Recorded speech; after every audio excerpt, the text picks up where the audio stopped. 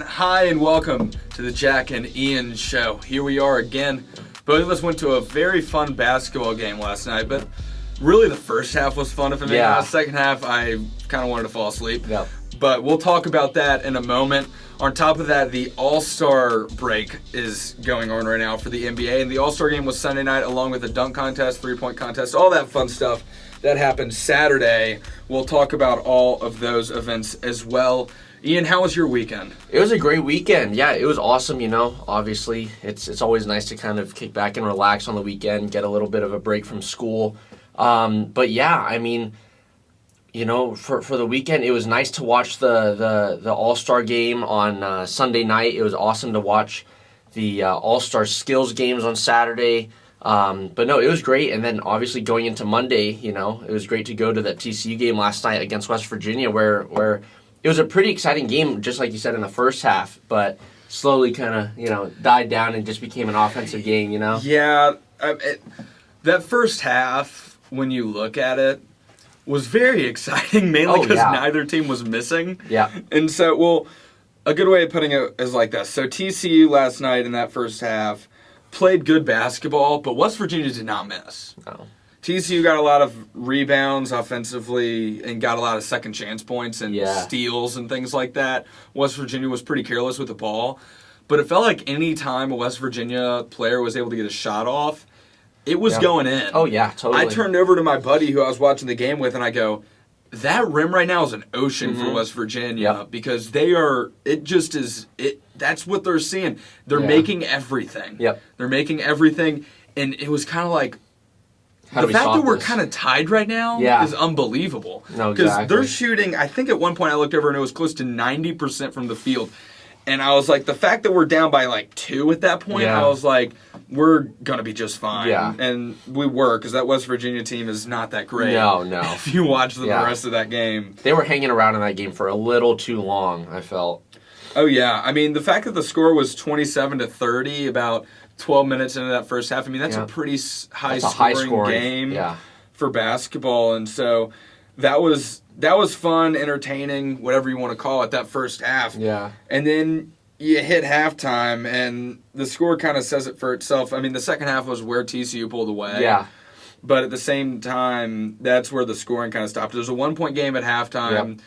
It was honestly very entertaining. 42-43 was the score. And then 25-34 in the second half. The shooting percentages dropped. Yeah. Teams got sloppy. Yeah. TCU kind of got back into their ways of not being a great basketball team, to put it kindly. Yeah.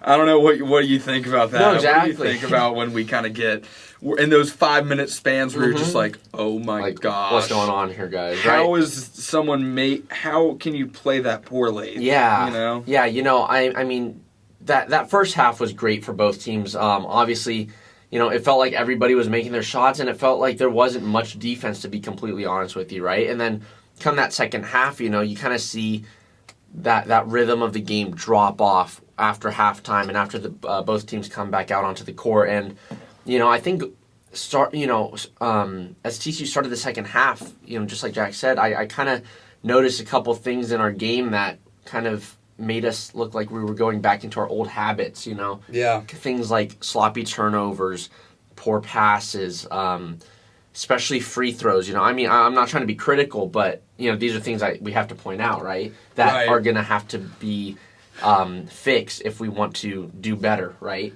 It just seems like they have a lack of control, and they kind of panic. So what happens is TCU's up by like 9 or so, and this happened in a lot of games. This happened in like the Iowa State game, Oklahoma State. This has happened multiple times in multiple losses, where they have a lead of about 8 to 10, somewhere in there, where it's like substantial, but you'd be able to lose in about 2 to 3 minutes if you wanted to.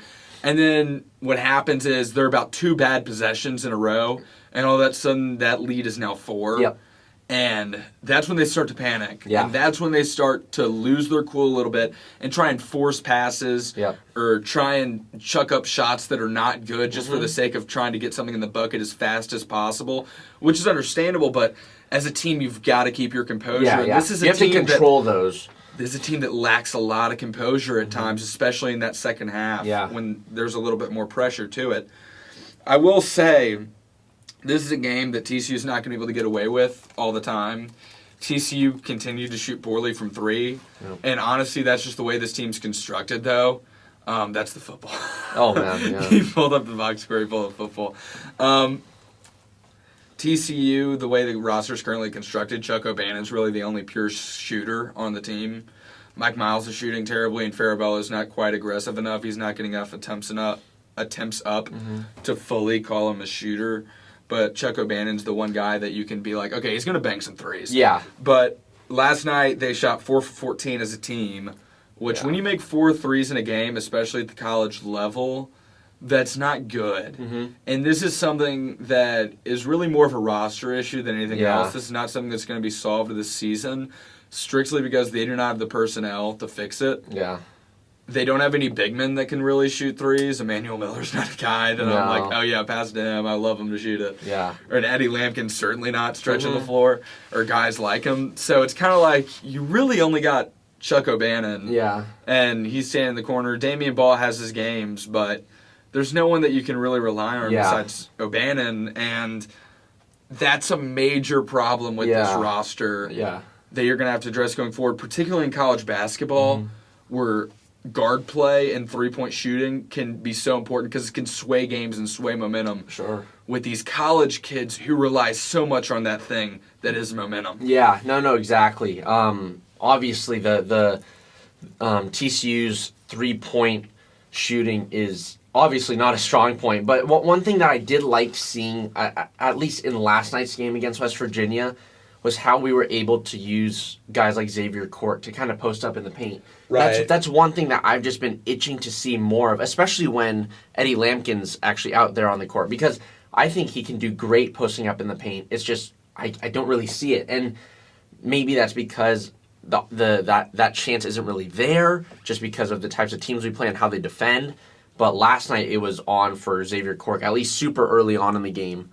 I think he started out with 4 or 5 points in that opening couple minutes, So that's one positive that I saw, especially because as a team, to be a good team, you need to be able to go up against a roadblock and learn how to overcome that, right? And I think that's what we did last night. We realized, look, we don't have the best shooting right now, but look, we can turn to guys like Xavier Cork if we need to, or hopefully, soon Eddie Lampkin will come back and we can use him to post up more in the paint, because I thought that was working. So yeah, it's interesting to me because this has kind of gone throughout the season in terms of how TCU's utilized big men offensively. They really don't. Yeah, most of their points come off of second chance points, or because someone drove and the defense collapsed and they're so wide open, it's impossible to ignore them. Yeah. And so they have to pass it. Honestly, I don't know how much they trust them offensively. Yeah. And that might be like a subconscious thing. Like, they might not even know they're doing it. But by them, like, it's not like they're not open. Yeah. They could easily feed them in the post. Oh, yeah. If they work the ball around. If they made it a point of emphasis offensively, they could easily get them the ball. Yeah, to have that at least as a primary option, and then if it's not on, you just they can pass out, Now, they just don't pass the ball in. They don't utilize the big man on pick and rolls. Nope. And that's why you see so many teams trap out of pick and rolls against TCU, is because they know they're not getting the big man the ball. They're not using him offensively. And so, especially with the strides we've seen out of Eddie Lampkin, who's, I would say, have been the bright spot of the last 3 weeks of basketball in terms of his offensive play and how much more efficient he has become and how much more aggressive he's become. I would love to see them play that type of basketball a lot more. Oh, yeah. Because if we're not shooting threes, why not pound it with the big man? Exactly. No, exactly. And so that has been something that's been frustrating, I believe, for a lot of TCU fans just from talking to them, is the underutilization of those big men, particularly in things like the pick and roll. Yeah. And I just don't understand why you're even having a screen there if you're not ever going to pass it to the roller. Yeah. There's no threat there. Yep. They're going to double every time unless you make them not. Yeah. And you make them not by passing it to the guy that would be wide open. Yeah. Like, I remember a play last night where Court came off a pick and roll. His guy didn't even... There was no one guarding him below the basket. Yeah. They did not pass it to him. Exactly. And they finally did, but it was like maybe 5 seconds to go by, and he stood by himself. Yeah. And I was losing my mind. I was like, oh my gosh, pass him the ball. There's 3 points right there, you know? Yes. Now, I will say part of it is there was one play I distinctly remember where Xavier Cork's guy left him completely, and he was shadowing more towards the paint. And one thing you don't really see this team do that you see a lot of other college teams do is go over the top with a lob. Yeah. And I was like, oh my gosh, if he backdoor cut just a couple feet, just gave him the hand of this guy, throw it up there, we know he can go and get it. I don't understand why we don't utilize that in the offense, because I was like, that play is right there for the taking if they wanted it. And it was absurdly wide open, but we're not a team that does that, and so nothing came of that possession, if I remember. Yeah. But it's simply because I don't love how this team utilizes the big men. No, exactly. And that's where I kind of look at it, and I kind of think, it's like, look, why not give it to them when they're in the paint on a kind of one-on-one situation where they can post up, hopefully kind of get those points, right, more often than not. Right. And instead resort to throwing up a forced shot and hoping that they come down with the rebound. Obviously, TCU is good at rebounding. We're much better at rebounding than we were, I think, at the start of the season. But still, I find it interesting where, you know, you can put yourself in a one-on-one situation in the paint, but instead you kind of toss up a forced shot, and then you go tell your guys like Eddie Lampkin and Xavier Cork to go up there and win it back for you. You know, it's just interesting. But moving on though to things that we like about TCU. Right. I mean, I don't want to trash. I'm not trying to trash this TCU. Is a win. Yeah, right. I mean, we won last night. It was a good win. Again, rebounding was great. I think our ball movement has improved. You know, one thing that I've noticed a lot more since this start of the season was that, at least in my point of view, is that the ball normally stayed with Mike Miles for a lot of the time. Yes. It would be a lot of isolations. He would be trying to dribble through a lot of the time. But now you're seeing guys like Damian Baugh get the ball and actually bring the ball up from the backcourt, you know, and it's kind of freshening some things up, giving it a bit of a new perspective, I feel like. And also the ball movement is good, you know. We're moving around well, and yeah, I think that's a positive as well. Yeah, I agree to an extent. I'll say I love the Damian Baugh. Yeah. How he's kind of evolved throughout this season and gotten a lot better. I mean, just even going back to his freshman year of Memphis, there he was really just a guy that made hustle plays. Sure. And he really couldn't do anything else. His shot's gotten a lot better. His ball handling's got a lot better. He stayed good defensively. Yeah. You look at the stats for this game, I mean, he did everything. He made those hustle plays like I mentioned. He had 10 points, 7 assists, and 7 rebounds. Yep. I mean, that is a full game from a guy that you need to be doing that on a nightly basis. Yep. And so I do love how Damian Baugh has played this season. He's one of my favorite players on the team. Yeah. I think he's been awesome for TCU. Without him, I think they're a lot worse of a team. Yep. So I do love, especially how he's had the ball in his hands a lot more, because you do see that playmaking with the 7 assists. Yep. On the other side of that, though, the ball movement has gotten better. Yeah. I don't think it's where it needs to be quite yet. No, definitely not. It's still kind of too late in the offense that they're really starting to have actions that take place. Yeah. And it's not really the ball movement itself, it's more the off the ball movement. Sure. I mentioned that time Court could have run to the basket and asked for a lob, and instead he didn't even cut or move anywhere else. He just stood there. And you see that all the time with the guy standing in the corner. I'm the type of guy that's like, just do something. Like, you watch a guy like the guy that used to be on TCU, Desmond Bain. Yep. He's the perfect example of this. He is a guy that when he is on offense, he never stops moving. Yeah. Literally never.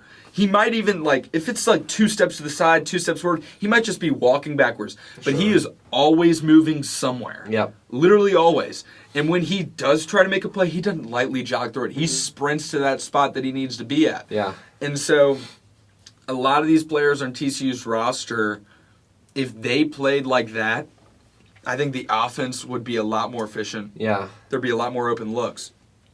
That said, last night, there were a lot of looks that were really open. Yeah. And I love that we're starting to get those more often than we did at the start of the season. Again, it's improvement, but it's not quite where it needs to be yet. Exactly. Yeah. And also what you get with the off the ball movement, right? I mean, at least this is how I would think about it if I were a player, right?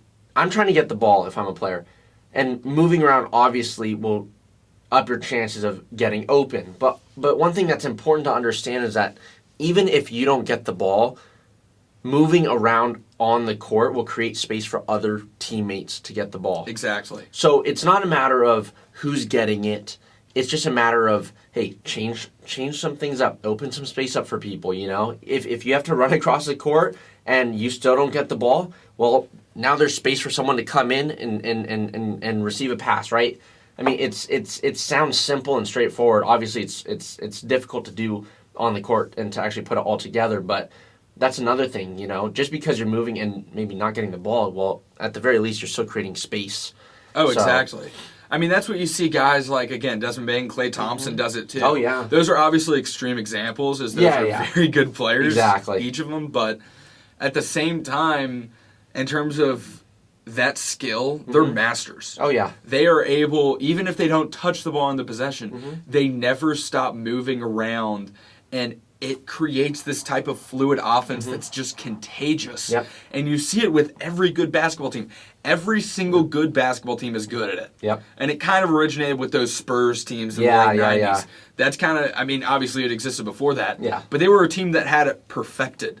And so that's a team that you should really look up to if you want to have an offense that is extremely efficient. And while TCU's offense has gotten better looks as of late, and last night included, there's still a long way to go with that. Yeah. And that might not really reap benefits till like 2-3 seasons from now. But that's something that this coaching staff should start to work towards in order to maximize this roster and future rosters as well. Yeah. Just a culture thing in general. No, exactly. Just make that an identity. Yeah. Is we are going to have great ball movement and great off-ball movement. Yep. No, for sure. But yeah, no, I mean, I think TCU basketball, obviously they're trying to make a run right now for March Madness. I think that would be fantastic if we get in there. I mean, gosh, I mean, it's going to be tough, but I think if we beat Kansas once, and I think if we can beat Tech, yeah, I think and you're going to need to beat West Virginia again. Yeah, but that's the easiest one. Yeah. You cannot lose to West Virginia. That is you cannot afford to lose that game no matter what. Like, that's not even a question. Yeah. It's a question of how many other wins do you have to get besides that. Exactly. And, like, listen, TCU's been playing good. Like, we mentioned, like, the rebounding and stuff. I think they rebounded West Virginia last night by, like, 18 or something. So they've been playing good in certain facets, but, like, they got at Texas Wednesday. And the bigger problem of this, it's going to be a very close schedule. Yeah. They got a lot of games that are very... This week. Yeah, exactly. And so they're going to be tired, and that's because they missed some games earlier in the season. I think some COVID stuff happened or whatever. But, like, you got Texas Wednesday night. Honestly, that's winnable. That is winnable. Oh, yeah. They're 19-8. Now, granted, they did come to TCU and probably what has been the most hostile environment TCU basketball has ever seen, and they beat them by 20. Yeah. And TCU played terribly, so who knows there. But then besides that, it's kind of like you're looking at this and going, where am I going to get a win? West Virginia is the obvious one, but besides that, the rest of the way you got Texas Tech, and Kansas twice. Kansas is the best of those teams, so a Kansas win would look the best of all of them. Oh, yeah. But it's by far the most unrealistic. It is. No, exactly. It is. The thing you have going for it there is we've talked about how tough it is to beat teams back-to-back. Yeah. And so the fact that TCU is just even a decent basketball team gives them a good shot, particularly the second time they play them. Yeah. I don't see TCU winning both of those, but they have a better chance of winning one of them, particularly the second if they lose the first, because it's very, very easy to slip up a second time if you're a better team. And so, and we've talked about that for a while. Oh, yeah. Totally. And so that seems like a great opportunity, is that second Kansas game to me. Let's see which one's it. Oh, that one's on the road, though. I don't know. I guess that's... The first one's at home. The first one's at home on a Tuesday night. Yeah. And then turn around Thursday, you got at Kansas. So that's just a gauntlet. And then you got at West Virginia. So that West Virginia game's a trap. Mm-hmm. Because by that point, you've just been through a gauntlet of games where you've had to play basically every other day. You're going to be tired. 2 weeks. And they're going to be tired, and they got a team that they're going to probably overlook because they're going to have a losing record by that point, no doubt about it. I mean, West Virginia's had a season they do not like at all. Yeah. But, I mean, it's just been a rough last month for TCU when you look at it. There's no other way around it. I mean, West Virginia's only their second win this month. Yeah. This month of February. Yeah. I think a win against Texas would honestly be redeeming on the road. Oh, totally. And I think that might be enough to get them in the tournament. Yeah. But you would have to beat West Virginia as well. Yeah. But I think that Tech and Kansas are all three good enough losses to where you'd be okay. Yeah. Because those are top 10 teams. No, totally. I agree. So I think those are far more acceptable should you lose those. Mm-hmm. Those are the preferred losses. Yeah. I think Texas, coming off a win, you got a little bit of your swagger back. Yeah. I think that West Virginia's the obvious must, and then Texas. Yeah. I don't know how you feel about that. No, I agree. But as the regular season is ending, things are still heating up for TCU basketball. But that is going to be the end of the segment for TCU. We'll be back next week, obviously, with more stuff on them. But anyway, one more thing on TCU basketball though before we go. They're in an interesting spot in the standings just by checking it out. So right now they're 5th, which is a good place to be. Yeah. They're the first team that's not ranked. They're the highest team that's not ranked in the Big 12 standings. Now that's probably not going to hold. Mm-hmm. Now Kansas State is only half a game behind TCU. Oklahoma State is only 1 game behind TCU. Iowa State's only 1.5 games behind TCU. There's a good chance TCU falls to 8th in the Big 12 standings. Yeah. And that is pretty disappointing. And really the only way they avoid even not going back to 9th, who's Oklahoma's 2.5 games back, is by beating West Virginia and by beating Texas. Mm-hmm. You got to steal one of those games. Yep. And, man, this is just such a slippery slope right now because you look at the standings, you're like, oh, they're 5th. Mm-hmm. But then you look at their schedule and you just know close. it's coming. Yeah. It is so just airtight. It's insane. And that's what makes it so tough. Yeah. No, Anyway, exactly. That's my last piece on that. I just needed to check the standings before we got off of it. Yeah, but yeah, I mean, again, this weekend we had some NBA All-Star stuff. What do you think about that? What do you think about some of the skills games and the All-Star game in general? The skills are interesting. Yeah. They're always fun to make because big men always do well. Yeah.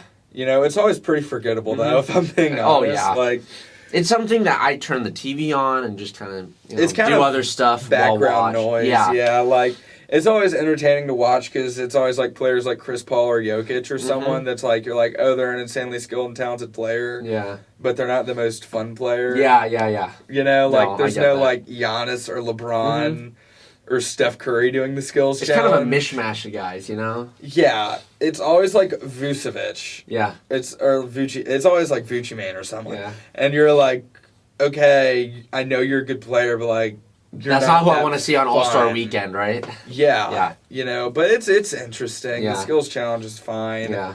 I mean, it's good. The 3-point contest though is always a lot more fun, I enjoyed that a lot. The 3-point contest I really enjoyed watching. But when it came to the Cat one. I mean, that's big man. Did you see the Steph Curry giving him advice before I did. How it's all about rhythm and stuff? Yep.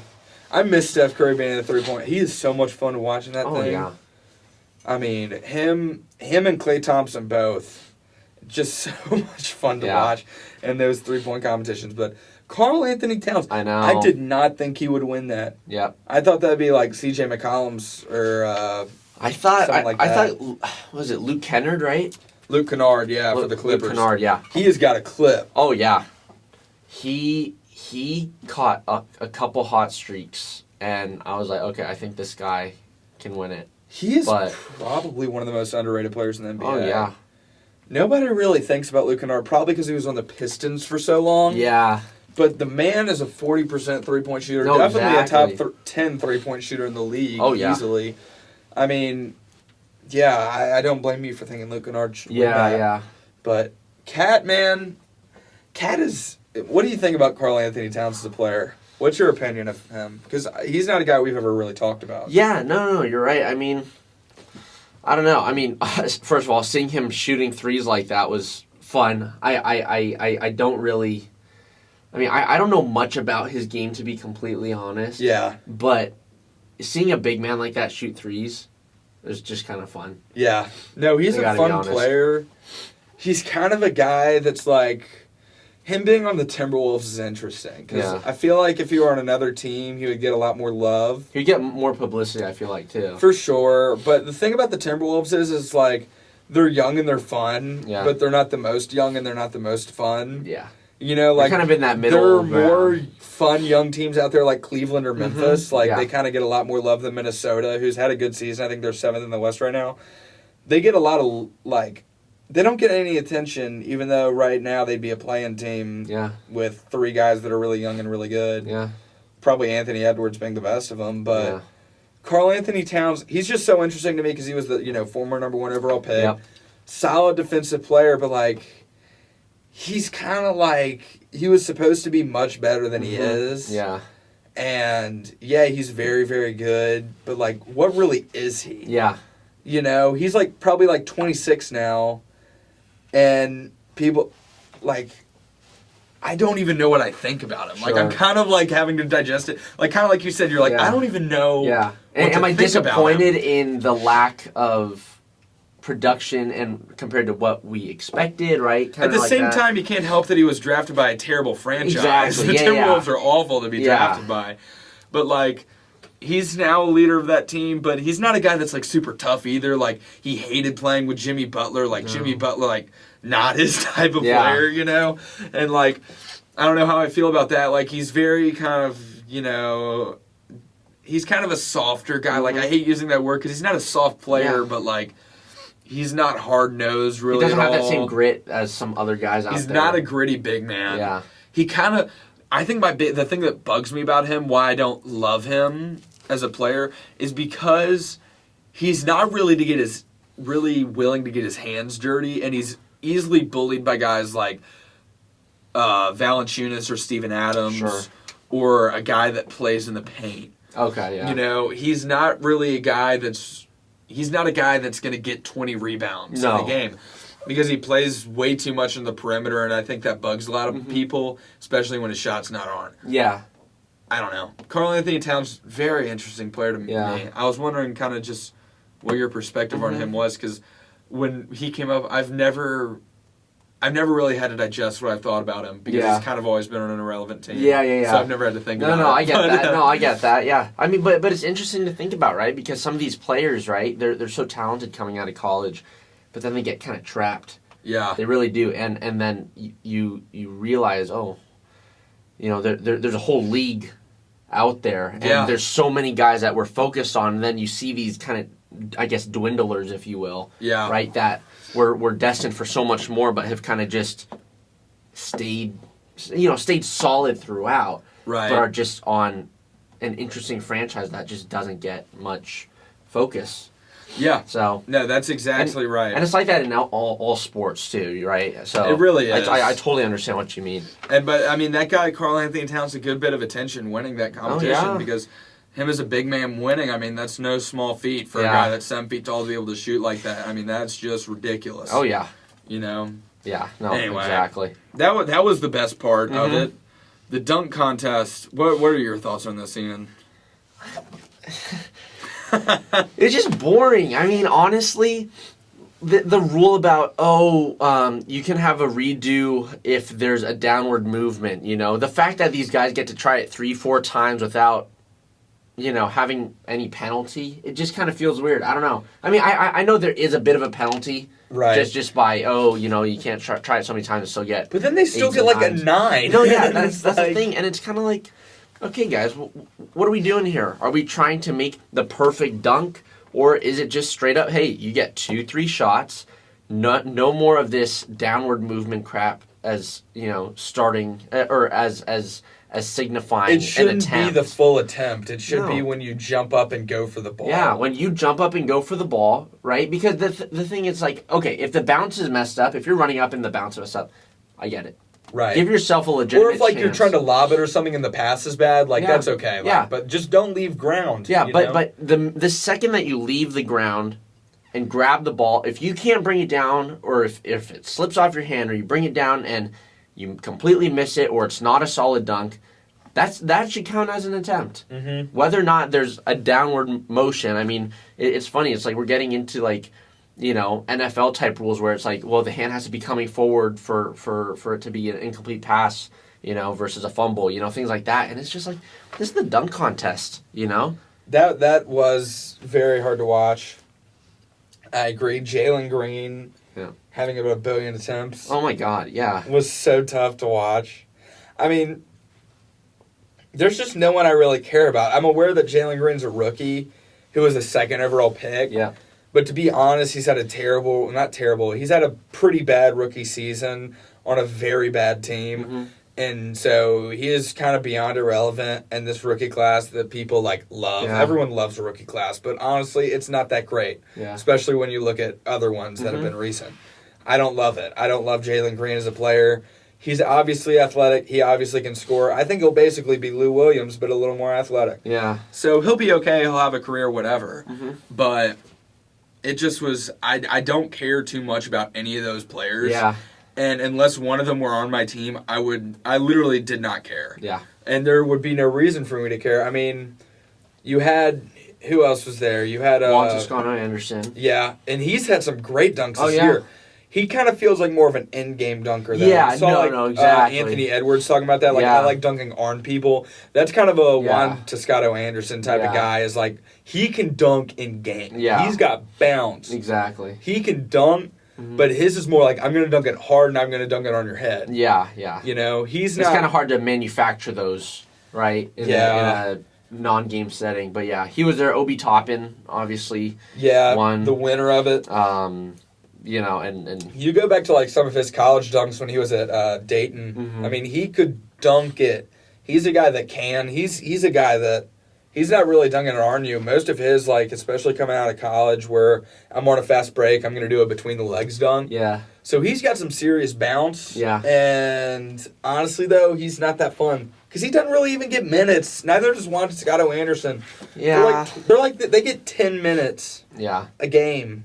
Yeah. It's like, okay, I know you're a player and you do contribute a little, but you're not a star in any way, or even a starter. Yeah, and kind of when that's exactly how I feel. And kind of goes into my ideas about, just this entire All-Star weekend or All-Star week, whatever it's called, And I feel like it's just a popularity contest, and it's a chance for the NBA to boost the new faces of the league, Right. It's just like you said, this rookie class, people love them, but they're not a fantastic rookie class by any means, right? Right. But if the NBA can get people to love them, right, that's all they want. Yeah. They don't need them to be good. They want them to be popular, right? And if this is how you do it, by bringing in these rookies and these guys that don't get much minutes but are kind of favorites throughout the league, or fan favorites within their own teams, But even then, you're a Golden State fan. Yeah, Is Juan I know. Toscano-Anderson your favorite guy? No, by exactly. any means? That's the thing. I mean, it's if you're going to go to a team, choose someone that's more relevant, right? Yeah. I mean, obviously, I was rooting for him because he's a Warrior, but at the same time, I'm just kind of okay. I'm yeah. I he mean, could be traded literally by next year, Yeah. and it it wouldn't wouldn't be change that anything. big of a deal. yeah, People got to remember, Michael Jordan won a dunk contest. yeah, Blake Griffin jumped over a car. Yeah. There were Vince Carter moments- put his elbow above Vince the Carter, rim. all-time great NBA players, Vince Carter, Yeah. Michael Jordan, Blake Griffin when he was in his prime was an all-time great dunker. Zach LaVine, obviously, Aaron Gordon, obviously. Aaron Gordon probably less of a star power as Zach LaVine and those other guys, but there were stars that Yeah. used to do this. Guys that were averaging 20 points per game Yeah, and had other assets, other game. People had their jerseys. People cared Yeah. about them as players. these are great NBA basketball players Yeah. that are very athletic and can dunk, and they would do it. Now, if that were modern day, it'd probably be guys like Ja Morant or Anthony Edwards or Zion Williamson if he were healthy, and guys like, or probably Zach LaVine again. Yeah. It'd be guys like that, but they have no incentive to do it. Yeah. So the question then is, how do you get them to do the dunk contest? Exactly. Because that's when it'd be, you saw like those ones Ja tried to do. And, oh, yeah. And those were like in-game. Like, oh, crap. I'm like, you put him in a dunk contest where he has 50 attempts. Yeah, no, exactly. Yeah. 50 attempts and all eyes are on him, right? Yeah. No, exactly. And that's kind of what I was going to try to hit at next was, how do you do this, right? I mean, is it because these guys don't want to do it? Is it because they don't want to get injured, right? If it comes down to them just not wanting to get injured, do you do it at the end of the season before playoffs, but before the finals kind of thing where, it's like, look, everyone can kind of come. Yeah. But, Ja wants $1 million. He wants there to be a prize for it, which I honestly don't blame him. Because if you're going to do it, you might as well get paid. He wants $1 million, which honestly to the NBA, you should just be like, fine. The winner of the skills challenge, the winner of the three-point contest. Or do charity stuff, right? I mean, yeah. Do it like that. Because the last thing these guys need is money. I'm just going to say that. No, yeah. To be like, you get $1 million to go to a charity of your choosing. Yeah. Please do it now. Right. And you honestly probably would win them over with that. Yeah. You would. You would probably get the Jaws of the world, the Zach LaVines of the world to come back and do it. The problem is right now there's no reason for them to do it. People also don't trust the judging. Yeah. Because you saw those guys getting like 9s. Oh, yeah, and you're just kind of like, And what? you saw, obviously, the Zach LaVine, Aaron Gordon Chronicles where there was major controversy there. Mm-hmm. And so people don't really trust the system anymore. There's no incentive to do it, despite the fact that they don't trust the judging. Yeah. And so it's kind of like, how do you fix it? And to me, the only way really is the charity money. Yeah, no, exactly. And then you get guys that are superstars that are very athletic that can dunk to actually do it. Yeah. And it becomes fun again. No, totally. But it has not been fun for really since Aaron Gordon and Zach LaVine quit. Yeah, and going back to that, right? I mean, obviously people know who Aaron Gordon is, but imagine if he was not in that dunk contest, right? Yeah. Who would he be? I mean, I know that's a very oversimplified, he would be... type like story, but I mean, I don't know. I just feel like, look, it's like his foundation was built off of that. Oh, that's his entire brand. Yeah. Like, I don't know. He would probably be like, because he starts for the Nuggets and he makes a good bit of money, probably because of the jersey sales he brings in. Yeah. But like, I don't know. But other than he would that, be like a starter. He'd probably be like about as well known as his current, like JaMychal Green. Yeah. Or someone who's like a power forward that's like a starter, but like fringe starter, kind of like role player. Sure. Like pretty good, but like he's okay. Yeah. Like that's Aaron Gordon, A lot of what he does bring is his athleticism. Yeah. So it's hard to really take that away from him, but yeah. If that's his game, right? How can you kind of tell him to do something else, right? Yeah, exactly. But I mean, he would certainly not be as well known if he didn't do the dunk contest. I can tell you that much. Yeah. No, 100%. Exactly. He would not be as well known. Anyway, that was severely disappointing. It was. That dunk contest. And then the game itself was pretty fun, though. The LeBron James game winner. Yeah. It's about his... That's about All-Stars again. Yeah. I'm not sure if you could write it any other way than that, to be Steph honest. Steph Curry. What, 16? Was it 16 threes? He had over 50 points. I think it was 16 for 24. Jesus. Something like that. I think that's correct. Talking about changing the game, dude. And that was mostly in the second half, too. Oh, yeah. He only had, what, maybe 5 or 6 in the first? Yeah. He's the best shooter ever. Like, watching him shoot is unbelievable.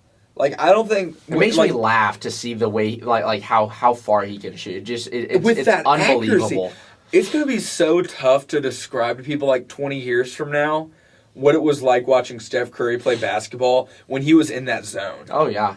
It's going to be so tough. Because, he'll just throw it up, and it goes in. It does not matter. I mean, you feel like no matter where he is, no matter how many people are around him, it feels like when you're playing 2K and your guy's hot, and whatever you toss up is just going in. That's what it feels like. He's legitimately so awesome and fun. Like, he is the best shooter of all time. Yeah. But it's just like, it'll be so, that's what all I could think about was like, in like 15 years, when the people that are like 8 or 9 right now, like probably younger, more like 6 or 7 right now, that don't really watch anything and don't really pay attention to sports, it's going to be so hard to describe to them what it was like watching prime Steph Curry when he just decided to take over a game.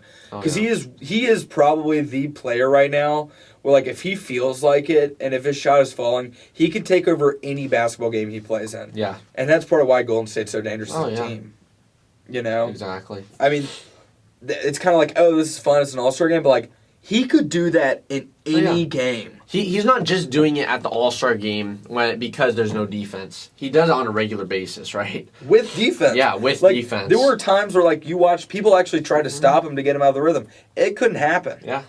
He made everything. No. He's an amazing player, man. He's awesome. Yeah. That was amazing. Yeah. Anyway, another thing that happened over All-Star Weekend, I believe it happened on the like NBA Countdown show or whatever. They were doing it before in between an event. I wasn't watching TV live when this happened.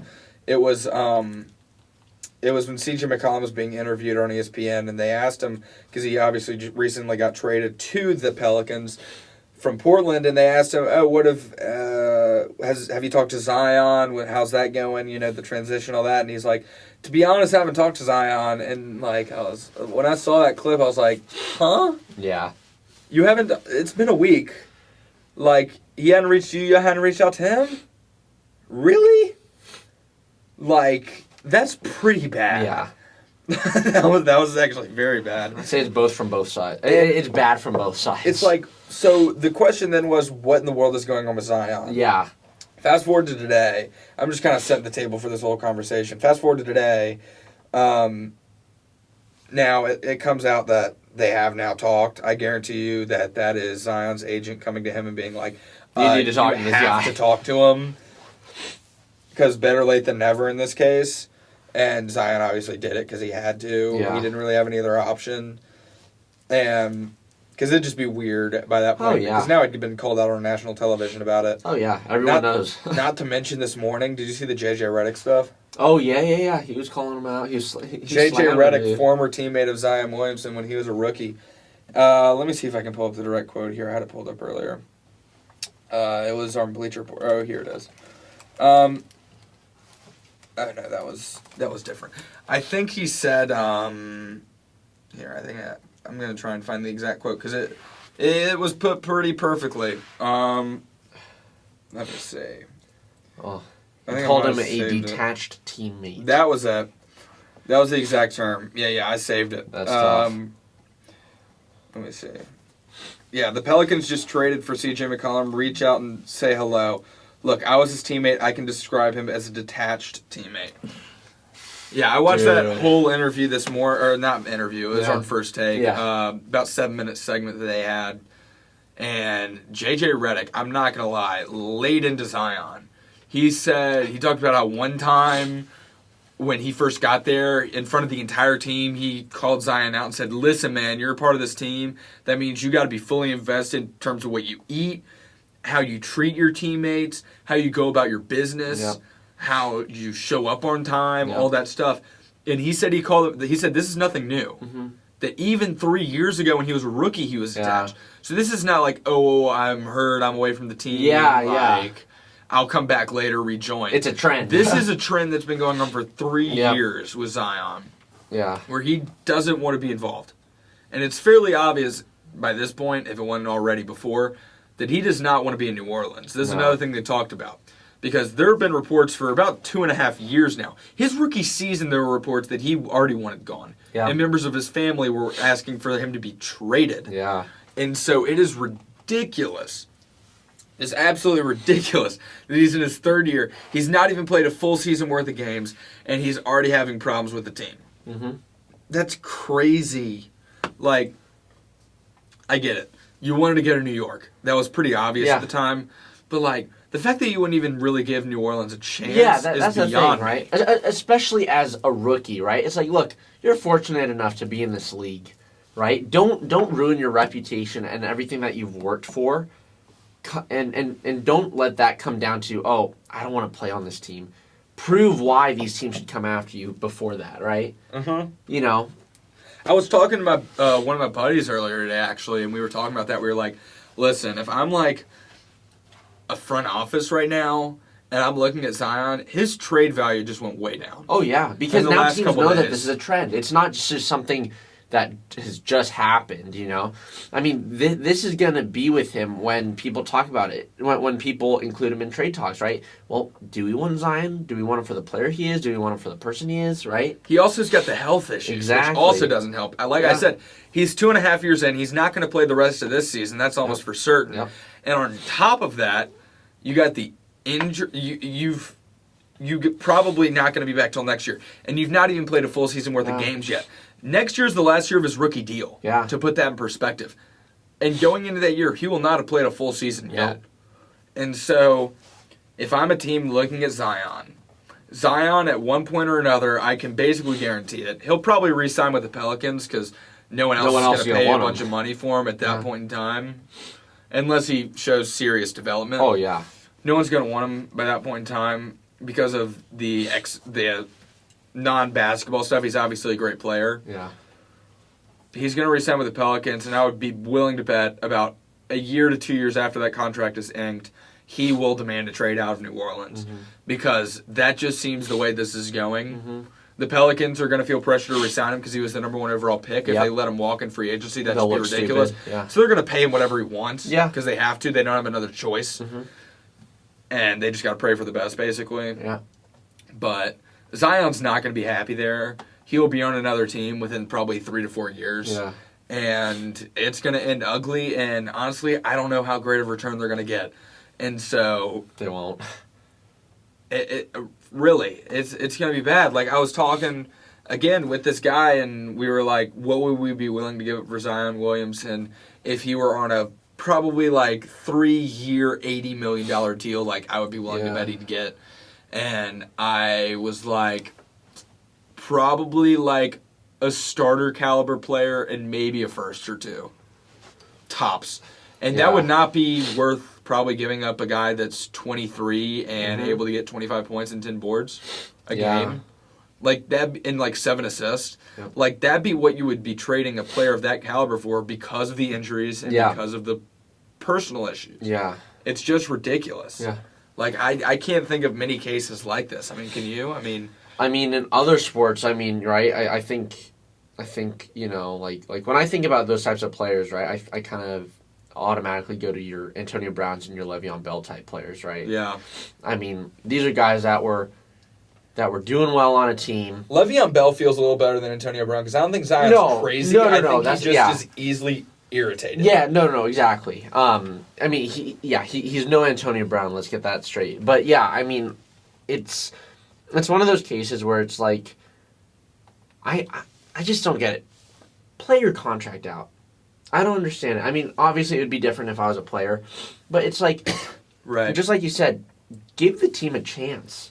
And he's not even with the team, like with their trainers. Yeah. He's not even like he's in another state, I believe. Oh yeah. And so it's like there's no reason for him to be there. What are we doing? Yeah. Like, and this team is bending over backwards for you. They just traded for a top 50 player in the NBA. Yeah. They're obviously making an effort. Yeah. Why are you not returning the favor in any such a way? No, exactly. It's beyond me. Yeah, I mean, just like you said, it's going to end ugly at some point in the future. But yeah, it really will. It's just it's not a good situation for Zion, and it's not a good situation for the Pelicans. It's way worse for New Orleans. Yeah, because that. just like you said, they're going to be paying him the big bucks so he doesn't walk away. But then what are you going to get for him? No, next to nothing. So yeah. So that seems like an inevitable train wreck by this point. Like, it's going to happen. Yeah. Probably a few years from now, but it is on the path. Oh yeah. And it feels like there's no return really from this point. It seems like kind of the cards have been played. Yeah. So. No, totally. Well, anyways, folks, that is going to be the end of our show today. It was a much more basketball-oriented show just because of what's been going on in the sports world right now. But we hope you enjoyed it. Make sure to comment down below what you guys thought about this NBA All-Star Weekend. Give us your ideas down below in the comments. Make sure to subscribe. Follow us at the Jackie and Ian Show on Instagram. And until next time, we'll see you guys later. Thank y'all.